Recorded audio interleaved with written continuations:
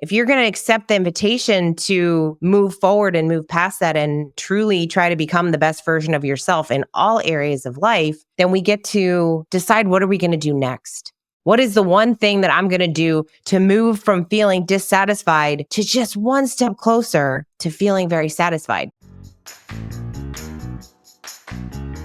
This is Lead with Culture. I'm Kate Volman, and on this episode, it's a short mini episode.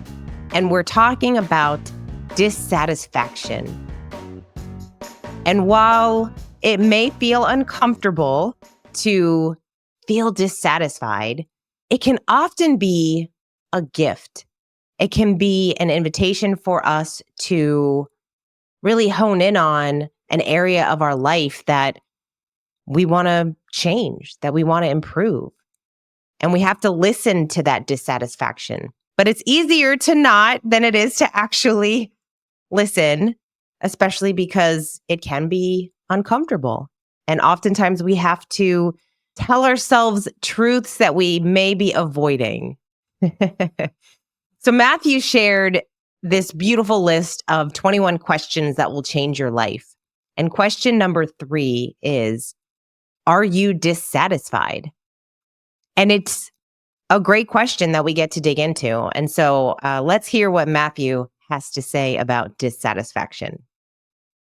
Welcome back to 21 questions that will change your life.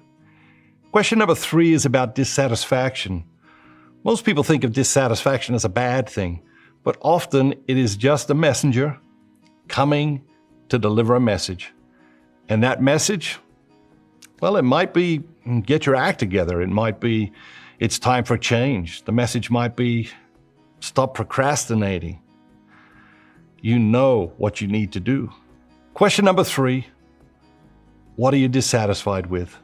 And if a friend described your situation to you and asked your advice, how would you advise him or her?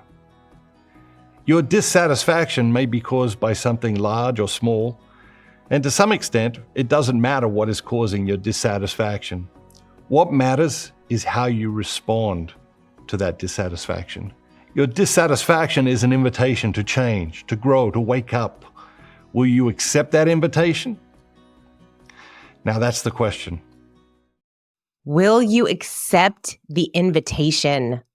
I love that. I love looking at this as an invitation, as an opportunity for us to get really real with ourselves and figure out what areas of our lives we feel dissatisfied. I laugh when he said, maybe the message is get your act together. Have you ever thought that? Have you ever thought, I need to get my act together. I need to make some changes. I need to do some things differently. You know, we work with a lot of leaders, a lot of individuals, whether it's business coaching or life coaching. And there sometimes comes a time when we're having calls with them and that's what they're saying. They're like, it's time. It is time for me to finally change some of this stuff in my life. But it can sometimes take a while to get to that place that we are so dissatisfied that we're finally going to change some of the habits in our life. He shares this same question in his journal, Dig the Well Before You Get Thirsty. And so I'll share that question for you again to contemplate. What are you dissatisfied with? If a friend described that situation to you and asked for advice, how would you advise him or her? That's a really great question because we're very good at giving advice. Right? When one of our friends or our family members comes to us and asks us for advice, we have just the answer. We see it so clearly what this person should do next. We love giving other people advice. But when it comes to giving ourselves advice, it's a little bit more challenging. We're too deep in our emotions sometimes. And so this question allows us to step outside of ourselves a little bit and really look at life differently, to think about those different areas of your life. So you have an opportunity to decide, where in my life do I feel dissatisfied? And where in my life do I feel satisfied. And then when you identify the areas where you feel dissatisfied, Matthew said, will you accept the invitation? So if you're going to accept the invitation to move forward and move past that and truly try to become the best version of yourself in all areas of life, then we get to decide, what are we going to do next? What is the one thing that I'm going to do to move from feeling dissatisfied to just one step closer to feeling very satisfied? And one of the ways that we can do that is by identifying, what would this area look like if I was fully satisfied? So for example, if you're feeling a little dissatisfied in your work, maybe in your job, instead of just, hey, I have to make a move, or I'm going to quit, or whatever, sometimes we can make rash decisions. This is an opportunity for us to say, all right, I'm feeling dissatisfied. What would it look like if I felt very satisfied in this area of my life? What does that look like? What does that feel like? What am I doing?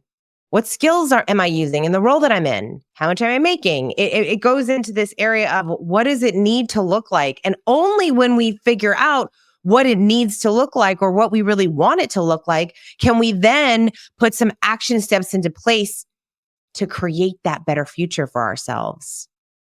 If you're feeling a little bit dissatisfied in your relationship, this is your invitation to figure out, what would it look like if I felt satisfied? And then you identify what's missing in that relationship. What are the areas that you and your significant other get to improve on? Or your children or your family, whatever relationship you're feeling a little bit dissatisfied with, you get to decide, what does it look like if it was flourishing? If my relationship was flourishing, what does that look like? It means we're having deep, intimate, meaningful conversations. It means that we're both listening to each other. It means that I feel loved when I walk in the house.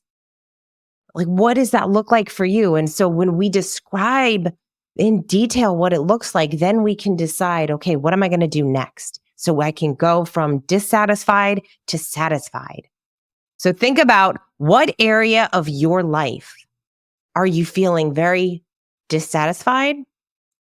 What areas are you feeling extremely satisfied?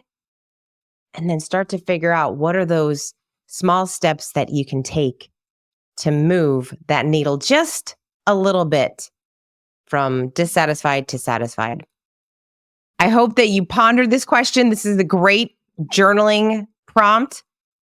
Obviously, that's why Matthew put it in one of his journals. But this is an opportunity for you to really dig in, for you to really think about your life. Like Matthew said, it's this invitation for you to explore that dissatisfaction, to not just let it go, to not let another year pass, and start to take some actions to help you become the best version of yourself in all areas.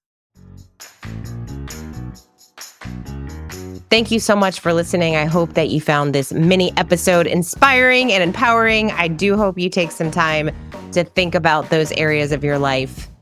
If you're interested in learning about how a coach can really help you explore some of these questions and some of these ideas to really help you grow personally and professionally, we would love to chat with you about what that could look like.